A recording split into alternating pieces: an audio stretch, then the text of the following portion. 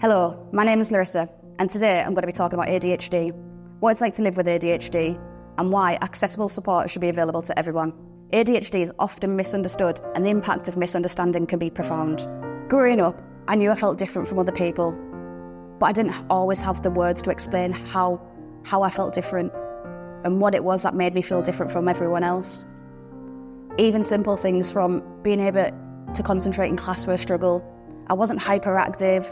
I was daydreaming instead. I'd find myself observing other people's behaviours, trying to fit in and mask the behaviours that I felt were different from everyone else. No matter how hard I tried, I found myself getting lost in daydreams.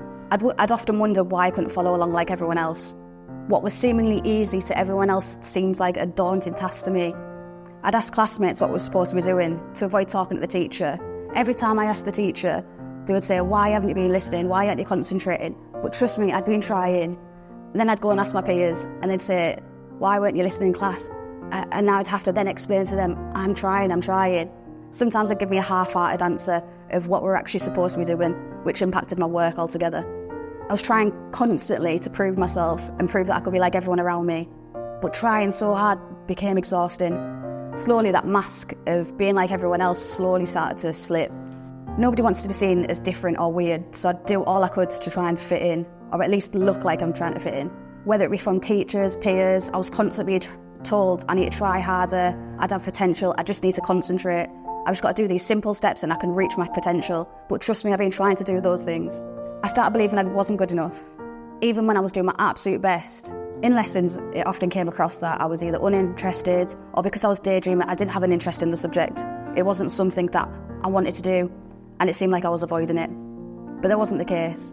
Often distracted or in a daydream, I'd often find my teachers and peers would just give up on me. As an adult, ADHD still presents its challenges. And that's aside from any misinformation that's put out there, the lack of information that's out there, and the lack of support that we currently have.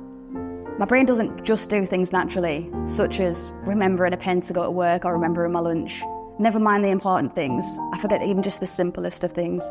It doesn't just affect my education or work, it affects my personal life, my ability to have friends, meaningful relationships, and a social life. Sometimes simple adjustments in work are often dismissed. I have to justify why I need these and why these are going to be helpful and useful for me in my work. Sometimes the requests I ask for are misunderstood or dismissed. I find myself often having to justify why I need this, and it's because people don't understand the ADHD in me and why it's necessary for me to have these. I'm not asking for special treatment. I'm just looking for a chance, the same opportunity as everyone else. These adjustments aren't about an advantage, it's about quality. Imagine being in an escape room. The room changes every day, the clues change every day, but the routine is the exact same. That's what it's like navigating in my brain on a daily basis. I want to be able to focus on my potential, but I need support to get there. The fact is, ADHD doesn't look the same for everyone. Access to support and understanding should be a right, not a privilege. Telling you I have ADHD tells you a lot about me. My strengths, my struggles, my potential and my weaknesses, but that all depends on how much you know about ADHD.